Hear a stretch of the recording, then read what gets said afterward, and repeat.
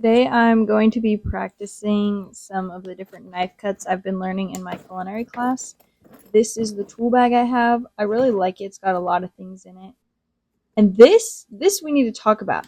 This potato peeler or just peeler is not mine. I don't know whose it is. Somehow I ended up being the person to bring that home. I thought I would never be the one to do that. I brought it back the next class. It belongs to no one. It's not the kitchen's. It's got a 10 engraved on it. I don't know whose it is. Anyways, I did bring it back and now it's just in the kitchen. But I'm just going to get my main tools, which is my peeler, my knife, and then this handy tool, which just has a bunch of information on it, quick reminders, which is really helpful for the knife cuts. It's time to go outside. This is what my garden is looking like. It's so beautiful. And I praise God for the ability to see color. And for this time of the year, I love the cold. I love the winter. Obviously, you can tell it's not that cold, but this is what it was like that particular day. I was cutting up a bunch of greens because there's a plan to make salad for dinner. So I had spinach growing, lettuce. I have a few different kinds of lettuce. Do I know what kind they are? No.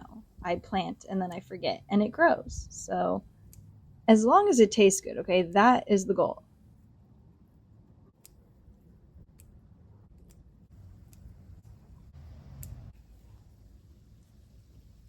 I also have a cat, and my cat decides to come around, which I just think it's funny because she like doesn't want to stand on the plants, which I appreciate.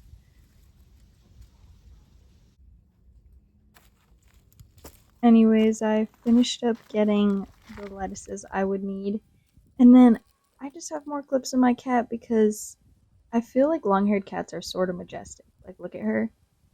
And did anyone else as a kid ever think that if you like rubbed your fingers together the right way or like snapped, that the cat or like whatever animal it was, like it was a secret message and they'd like understand that you wanted them and come over? Yeah, I was that kind of kid.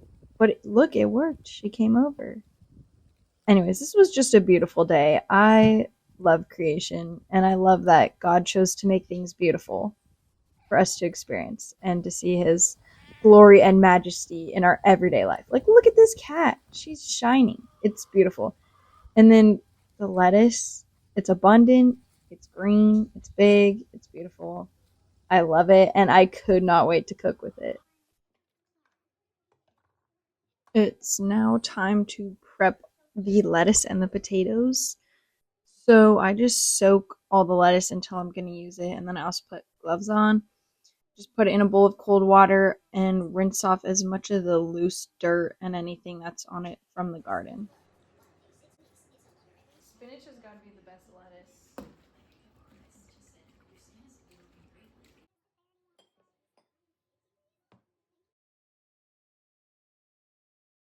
Now the most fun part will be prepping the potatoes. I found this huge cutting board and it's so helpful. There's just like room to do everything. Anyways, so that in the sink is my little compost bucket where I put things for my compost, which I'll show you later.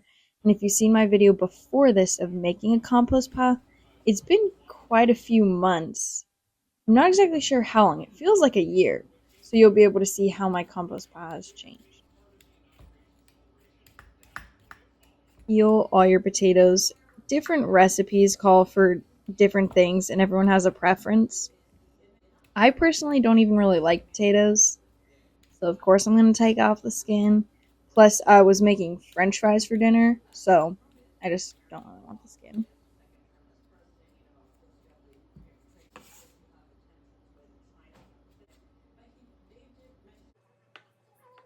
Now I will do my best to explain the process of cutting potatoes into perfect cubes. First, you want to square up your potato, which is cutting a flat side long ways and then turning it onto that flat side and continuing to go around until you have four straight sides.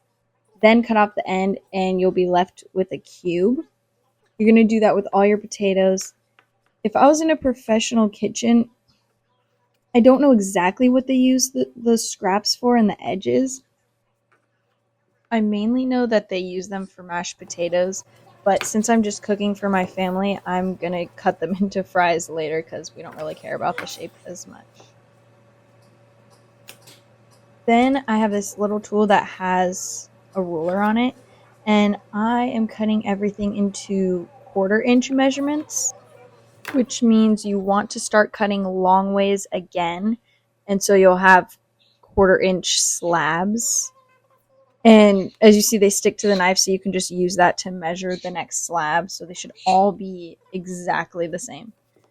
I'm still working on this. It's coming. They get better every time I do it, especially when I do it at home and it's just a more relaxed environment.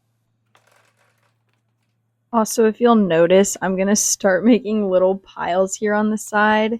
It's just the perfectionism in me. The first pile is my favorite, the second pile, they're okay, and the last pile is they would not be acceptable, but because I'm cooking for my family, again, like, I don't care, and I'm still going to include them.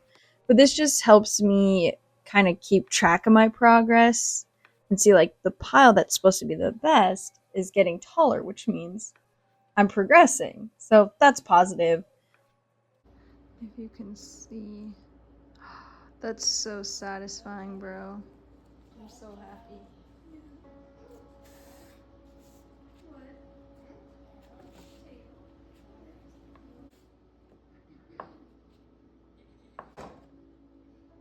This is literally a square. I have to get this. This is for myself too to remember. It's literally a perfect square. That is so satisfying. So stinking exciting.